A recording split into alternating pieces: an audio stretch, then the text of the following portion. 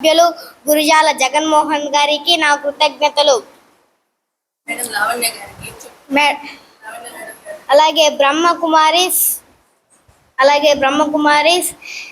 చిత్తూరు జిల్లా ఇన్ఛార్జి వసుధమ్మ గారికి పేరు పేరున నా కృతజ్ఞతలతో నా శిరస్సు వంచి నమస్కరిస్తున్నాను. గౌరవనీయులైన ఆంధ్రప్రదేశ్ ముఖ్యమంత్రి వర్యులు గౌరవ శ్రీ నారా చంద్రబాబు నాయుడు గారికి, అలాగే ఏపీ హోమ్ మినిస్టర్ వంగల్పూడి అనితమ్మ గారికి, మన ప్రాణాలకు రక్షణ కల్పిస్తున్న గౌరవ శ్రీ డీజీపీ హరీష్ కుమార్ గుప్తా గారికి, అలాగే యువత బావు కోసం డ్రగ్స్ పై ఫైట్ చేస్తున్న ఐజీపీ ఈగల్ అధ్యక్షులు ఏకే రవికృష్ణ గారికి పేరు పేరున నా కృతజ్ఞతలతో నా శిరస్సు వంచి నమస్కరిస్తున్నాను.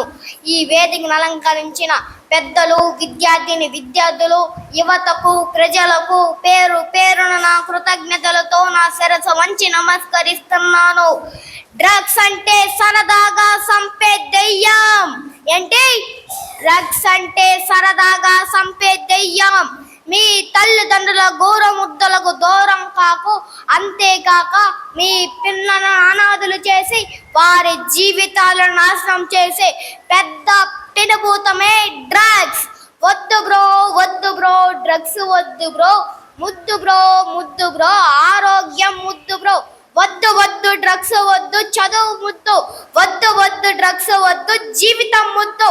డ్రగ్స్ వాడడం వల్ల గుండె, ఊపిరితిత్తులు, మెదడు తీవ్రంగా దెబ్బతింటాయి. అంతేకాక కుటుంబం నీతి తప్పి వీధుల పాలవుతుంది. డ్రగ్స్ కి బానిస కాకు, నీ కుటుంబానికి దూరం కాకు. అనుకోవద్దు మనం డ్రగ్స్ తీసుకునేది ఎవ్వరికీ తెలియదు అనుకోవద్దు. నీ పక్కన ఉన్నది డ్రగ్స్ కోడే అని నీ మక్కి ఎరిగినప్పుడు తెలుస్తుంది నీ జీవితం. ప్రతి వ్యక్తికి, ప్రతి కుటుంబానికి వాళ్ళ కుటుంబం వదులుకొని మన కోసం నిరాశల కష్టపడుతున్న పోలీస్ అధికారులకు మరియు పోలీస్ సిబ్బందికి, ప్రభుత్వానికి సహకరిద్దాం. మన దేశ అభివృద్ధిని కాపాడుకుందాం. వచ్చింది యాంటీ డ్రగ్ ని తరిమి కొట్టడానికి మంచి ప్రభుత్వం వచ్చింది. ప్రతి వ్యక్తికి, ప్రతి కుటుంబానికి మీ వీధుల్లో కానీ, మీ సొంతల్లో కానీ, మీ స్కూల్లో కానీ, మీ కాలేజీలో కానీ ఎక్కడైనా ఈగల్ భూతం గురించి మీకు తెలిస్తే ఈగల్ టోల్ ఫ్రీ నంబర్ 1972కి కాల్ చేసి చెప్పండి. చెప్తానని ఒక ప్రతిజ్ఞ చేద్దామా? నేను సైతం బాధ్యత కలిగిన నా కన్న తల్లి భారత మాత ముద్దు బిడ్డ సాక్షిగా నా జీవితంలో ఎప్పటికీ మత్తు పదార్థములు మరియు మాదక ద్రవ్యములు వాడనని నా దైవ సాక్షిగా, మా అమ్మ సాక్షిగా ప్రతిజ్ఞ చేస్తున్నాను. నేను, నా కుటుంబ సభ్యులు మరియు నా స్నేహితులు నా చుట్టుపక్కల పరిసర ప్రాంతాలలో ఎటువంటి మత్తు పదార్థములు, మాదక ద్రవ్యముల నుండి రక్షించటకు ఈగల్ టోల్ ఫ్రీ నంబర్ 1972కి కాల్ చేసి మంచి సమాజం కోసం, దేశం కోసం మీ అందరి ముందు ప్రతిజ్ఞ చేస్తున్నాను. ఇట్లు మీ అనిత్ కుమార్. జై హింద్, జై భారత్. ఎప్పుడు నేను ట్రైన్ అయినవరా ఇదన్నీ? ఎంత నీ age? 7 years. 7 years. Which class are you studying? Second class. So ఇది ఎక్కడ నేర్చుకున్నావు నువ్వు ఈ ప్రతిజ్ఞ? మా నాన్న స్కిట్ నేర్పిస్తాడు. మీ నాన్న ఏం చేస్తాడు? మీ నాన్న ఫిజియోథెరపిస్టా? ఎందరు మీరు? ఎంతమంది పిల్లలు మీ నాన్నకి? నేను, మా చెల్లెలు. మీ చెల్లెలు ఏం చదువుతుంది? యూకేజీ. తల్లికి వందనం వచ్చిందా? మరి ఐటీ శాఖ మంత్రి, మన ఎడ్యుకేషన్ మినిస్టర్, ఆయన్ని మర్చిపోయినవే. ఓకే, ఇంకెప్పుడైనా చెప్పేటప్పుడు మనం చిన్న పిల్లవాడు కాబట్టి మన ఎడ్యుకేషన్ మినిస్టర్ నారా లోకేష్ గారి గురించి కూడా చెప్పు. ఫ్యూచర్లో ఎడ్యుకేషన్తో పాటు ఉద్యోగం ఉండాలని ఎక్కువ హార్డ్ వర్క్. ఈరోజు అమెరికాలో ఉన్నారు, ఎవరి కోసం ఉన్నారు? మనందరి కోసం కదా. ఇంకెప్పుడు కూడా ఎడ్యుకేషన్ మినిస్టర్ని మర్చిపోద్దా. కూర్చో. Right, all the best. అవునవును, చూసా. ఇది బాగుందిలే.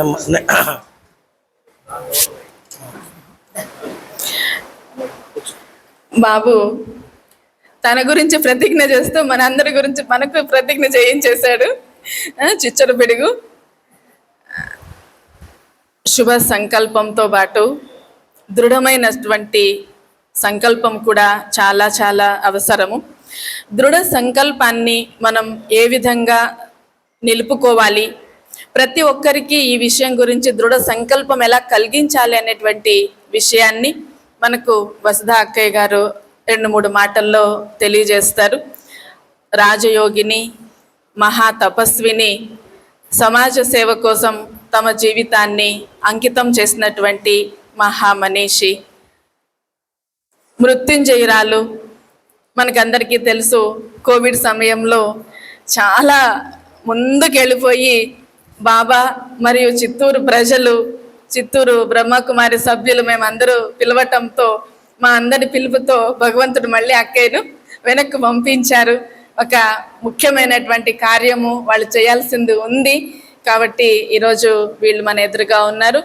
వీరి ఆశీర్వచనాలతో పాటు సందేశం వింటాము. సంకల్పాన్ని దృఢంగా ఎలా తయారు చేసుకోవాలి, చేసిన దృఢ సంకల్పాన్ని జీవితంలో ఎలా ఆచరణ పెట్టాలి అనే విషయాన్ని తెలియజేస్తారు. ఓం శాంతి. ప్రేమతో అందరూ పలకదామా? ఓం శాంతి, ఓం శాంతి, ఓం శాంతి.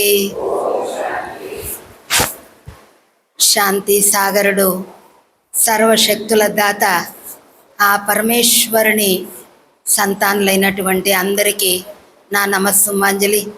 వేదికను అలంకరించిన పెద్దలకి నమస్సుమాంజలి. ఈరోజు ఈ కార్యక్రమానికి మన పెద్దన్నయ్య, మన నియోజకవర్గానికే పెద్దన్నయ్య ఈరోజు ఈ కార్యక్రమంలోకి వచ్చినారు. మనందరం ఇప్పుడు ఈరోజు వ్యసనముక్తులుగా తయారు కావాలనే ఈ నినాదాన్ని అందరికీ చేర్చాలనే లక్ష్యంతోనే ఇక్కడ మనం ఆసీనమైనాము.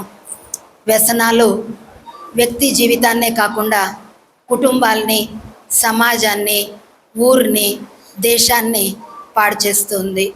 ఎన్నో మాదక ద్రవ్యాలకి, మత్తు పదార్థాలకి అందరూ వశమవుతున్నారు. దీన్ని దూరం కావాలని వాళ్ళు ప్రయత్నిస్తారు, కుటుంబ సభ్యులు కూడా చెప్తూ ఉంటారు, ఇంకెన్నో ప్రయత్నాలు జరుగుతూ ఉంటుంది. కానీ ఎంతవరకు అయితే మెడిటేషన్ చేయరో, వాల్యూస్ అర్థం చేసుకోరో, దీనిపైన పట్టు సాధించడం అంత సహజం కాదు. ఈరోజు వదులుదామనే చెప్పింటారు. ఎందుకంటే ఇక్కడ మేము మత్తు పదార్థాలు తీసుకోకుండా ఉండడానికి హోమియోపతి మెడిసిన్ ఇస్తాం సార్ రెగ్యులర్గా.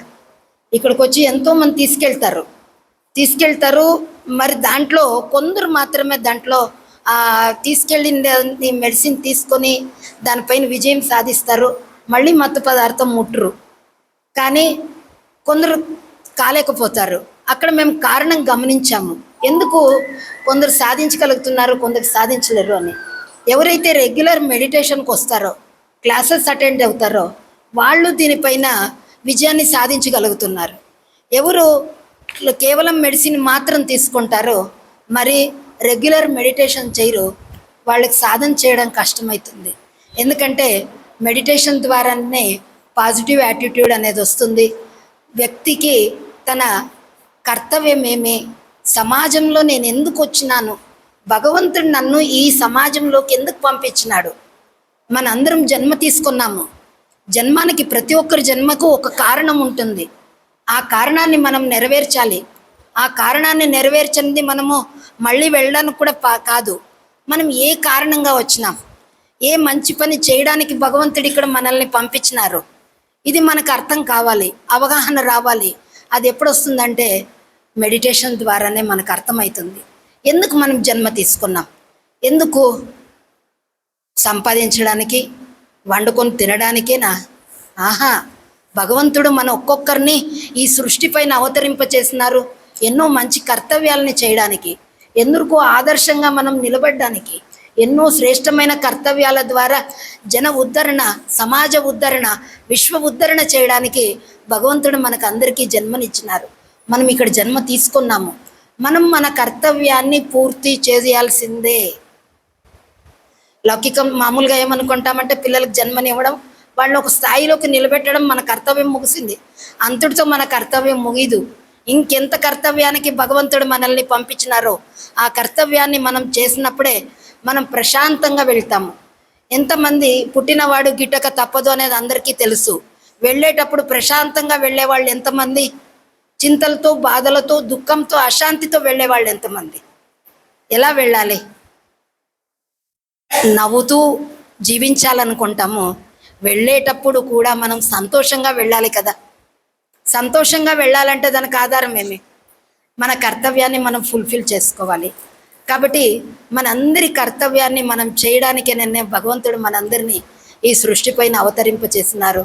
మన కర్తవ్యం చేయాలి. దాంట్లో అనేక మందికి సందేశాన్ని, మంచి మార్గాన్ని, శ్రేష్ఠ మార్గాన్ని, ఉన్నతమైన మార్గాన్ని మనం తెలపాలి. ఎందుకంటే మనం ఒక్కొక్కరు కనీసం ఎక్కువ మందికి కాకపోయినా 10 మందికైనా ఆదర్శ జీవితాన్ని జీవించాలి. మనం చనిపోయిన తర్వాత పోయినారు వీళ్ళు మంచిదైంది అని ఎవరు అనుకోకూడదు. ఏమనుకోవాలి? వాళ్ళు ఎంత మంచి చేసినారు, ఇంకా 4 కాలాలు ఉండింటే బాగుండింది కదా అనేలాంటి ప్రేరణ మన తర్వాత అందరికీ కలగాలి. అలాంటి కర్తవ్యాన్ని మనం చేయాలి ఈ సృష్టి పైన. అందుకే మనందరము జన్మించినాం. మనందరూ ఈ సృష్టిలో కారణ జన్ములు. మనమందరూ ఈ సృష్టిలో కారణ జన్ములు. మన కర్తవ్యాన్ని ముగించి వెళ్ళేదానికే పరమాత్ముడు సందేశం ఇచ్చినారు. అందులో ఇప్పుడు మనకి ముఖ్యంగా కర్తవ్యము ఈ సమాజాన్ని మనం వ్యసనాల నుండి ముక్తులుగా చేయాలి. ఎందరూ ఎన్ని విధాలుగా వ్యసనాలకి ఇబ్బంది పడుతున్నారో మనకు అన్ని విషయాలు తెలుస్తూనే ఉంది. కాబట్టి ఇప్పుడు మనం ప్రతి ఒక్కరము అప్పుడే నేను ప్రతిజ్ఞ కూడా చేసినాము. ఇక్కడ ఎవరు రెగ్యులర్ మెడిటేషన్ చేస్తూ ఉంటారో నాకు తెలిసి దాదాపు వ్యసనాల నుండి అందరూ ముక్తులేనండి. కానీ ఈరోజు మనమందరము చేయాల్సిన ప్రతిజ్ఞ ఏమంటే మన కుటుంబాన్ని వ్యసనముక్తంగా చేస్తాము అని ఎవరెవరు అంటారు ఈరోజు? నేను నా కుటుంబాన్ని వ్యసనముక్తంగా చేస్తాం కదా, చేయాలి కదా, చేయాలా వద్దా? మన కుటుంబాన్ని అయినా వ్యసనముక్తంగా చేద్దాం. చేయొద్దండి. ఎవరెవరు చేద్దాము? చేయొద్దండి. ఏ ఇంట్లో కూడా వ్యసనాలు వద్దు. ప్రతి ఇల్లు సుఖశాంతులతో ఉండాలి. ఇదే మాకి ముఖ్యమైనటువంటిది. ఎందుకంటే చాలాసార్లు నేను క్లాసులో అంటూ ఉంటానన్నమాట, ఏమి ఇంట్లో అరుచుకోవడాలు, తిట్టుకోవడాలు, బేజారుకోవడాలు, కోపాలు లేకుండే ఎన్ని రోజులు గడుస్తుంది ప్రతి ఇల్లుని? నేను అడిగిన కనీసం 1 నెలైనా చేపుచ్చుగలరా అని. నెల ఎందుకు అక్కయ్య, ఒక రోజు ఉండదు. ప్రతిరోజు దేనికో ఒక దానికి అరుచుకోవడాలు, తిట్టుకోవడాలు జరుగుతూ ఉంటుంది. మన ఇంటిని మనం స్వర్గంగా చేయాలని ఎంత కష్టపడుతున్నాం, ఎంత ధన సంపాదన చేస్తున్నాం. మరి ఇంట్లో ప్రశాంతత లేకపోతే, ఇంట్లో శాంతి లేకపోతే, ఇంట్లో నెమ్మది లేకపోతే సమాజాన్ని ఎలా మనం ఉన్నతం చేయగలుగుతాం? కాబట్టి మొదట మన కుటుంబాన్ని మనము వ్యసనముక్తులుగా చేయాలి. ఇక్కడ సుమారు క్లాసుల దగ్గరికి వచ్చిండే వాళ్ళు అందరూ ఉన్నారు. ఈరోజు నేను అందరినీ బాబా ముందర, పెద్దన్నయ్య ముందర అడుగుతున్నాను, అందరమును వ్యసనముక్తులుగా చేద్దామా? మన కుటుంబాన్ని, మన ఇంటిని, మన ఊరిని, మన సమాజాన్ని, హాజీ చెప్పండి, హాజీ, సమాజాన్ని, దేశాన్ని వ్యసనముక్తంగా చేస్తాము. అన్ని స్కూల్ కాలేజీలకు వెళ్దాము, వ్యక్తుల దగ్గరికి వెళ్దాము, తెలుపుదాము, వ్యసనాల నుండి మీ జీవితాల్ని పాడు చేసుకోవద్దు. ఈరోజు ఏదో ఆనందంగా ఉంటుంది వ్యసనాలు, కానీ సదాకాలానికి ఇది జీవితాన్ని పాడు చేస్తుంది అనే సందేశాన్ని అందరికీ తెలుపుదాము. ఈ కార్యక్రమాన్ని ఇప్పుడు మేము ఇక్కడి నుంచి ఈరోజు 7 మండలాల్లో మరియు 40 ప్రాంతాల్లో ఈ కార్యక్రమాన్ని ప్రారంభిస్తున్నాము. అందరి దగ్గరికి వెళ్ళి ప్రతి ఒక్కొక్కరికి వ్యసనం నుండి ముక్తులు కావాలి. అవే కాకుండా ఇప్పుడు మత్తు పదార్థాలు మరి మాదక ద్రవ్యాలు అనేదే వ్యసనం కాదు. చింత కూడా ఒక పెద్ద వ్యసనం కాదా అండి? ఎన్నిటికీ చింతపడుతూ రాత్రి పోగొట్టుకుంటున్నారే, ఇది ఒక వ్యసనం కాదా? ఎందుకు చింతించాలి? పరమేశ్వరుడు మనందరికి ఒక సందేశం చెప్తారు. కర్తవ్యం కర్మణ్యే వాధికారస్తే మా ఫలేషు కదాచన. కర్మ చేయడం నీ కర్తవ్యము, దాని తర్వాత ఫలాలు ఏముంటాయో నువ్వు ఆలోచించొద్దు. ఆ పరమేశ్వరునికి వదిలేయి, అన్నీ మంచే జరుగుతుంది. ఆ నమ్మకంతో ఉండండి, చింత చేయొద్దు. చింత చేస్తే ఏదైనా పోగొట్టుకోండేది పొందుకోగలిగినారా ఎవరైనా? వృథా ఆలోచిస్తే, అవసరం లేని ఆలోచనలు చేస్తే ఏదైనా పోగొట్టుకోండేది పొందుకున్నారా? మనస్సును ప్రశాంతం చేసుకోండి, అప్పుడే మనము ఎంతో సాధించగలుగుతాము, ఎంతో చేయగలుగుతాము. మనస్సును ప్రశాంతం చేసుకోవడానికి ఆధ్యాత్మిక చింతన, మెడిటేషన్ తప్ప మరే మార్గంలో కూడా మనస్సు ప్రశాంతత కాదు. మనకేమేం కర్తవ్యాలు ఉన్నాయో అవన్నీ కర్తవ్యాలు చేద్దాం. ఏ కర్తవ్యాన్ని మానేదొద్దు, అన్ని కర్తవ్యాలు చేస్తూ దాంతోపాటు మన మనస్సును ఆధ్యాత్మిక వైపుకి పంపించి ప్రశాంతంగా ఉంచుతూ మన ఇంటిని ఒక స్వర్గసీమగా చేసుకుంటాం. ఇక్కడ ఇంతమంది దాదాపు 200 మంది ఉన్నారు. ఇందరూ ఆలోచిస్తే 200 ఇండ్లు స్వర్గం అయితే ఆ 200 ఇండ్లను చూసి ఇంకెన్ని ఇళ్ళు స్వర్గంగా తయారవుతుంది. ఒకటే లక్ష్యం పెట్టుకోండి, ఇంట్లో ఎప్పుడు కోపావేశాలు రానీయకుండా చేస్తాం.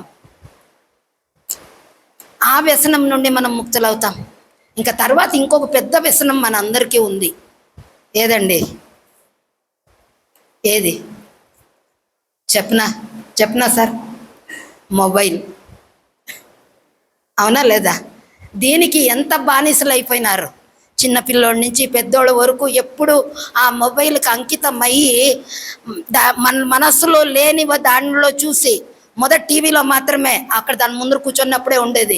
ఇప్పుడు ప్రతి ఒక్కరి చేతుల్లో మొబైలు, ఇంటింటి రామాయణాలు, ఏ దాని రామాయణాలు, మన దగ్గర లేనివి అన్నీ విని చేసి మన మనస్సును మనమేం చేసుకుంటున్నాం? మన బాగుండే మనస్సును మనం పాడు చేసుకుంటున్నామే.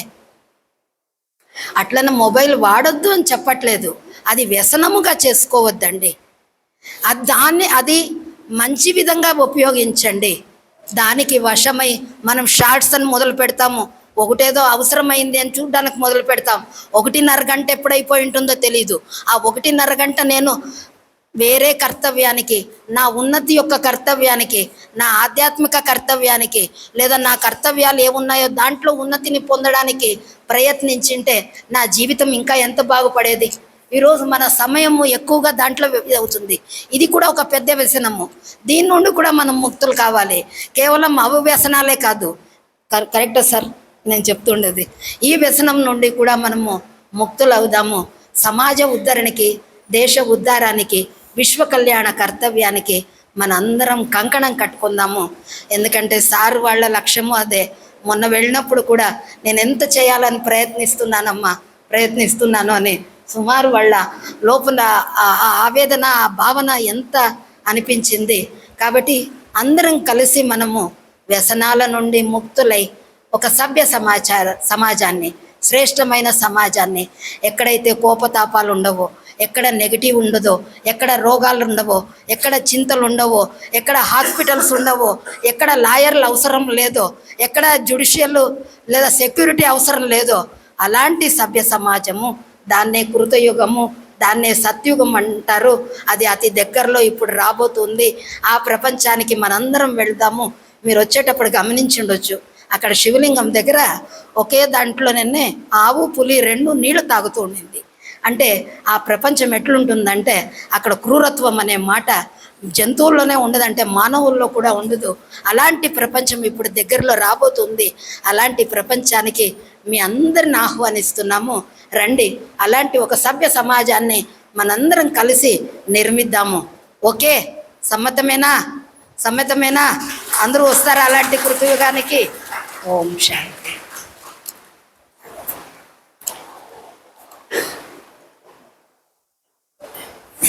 అక్కయ్య గారు చాలా మంచి సందేశం ఇచ్చారు. మేము ఈ మొబైల్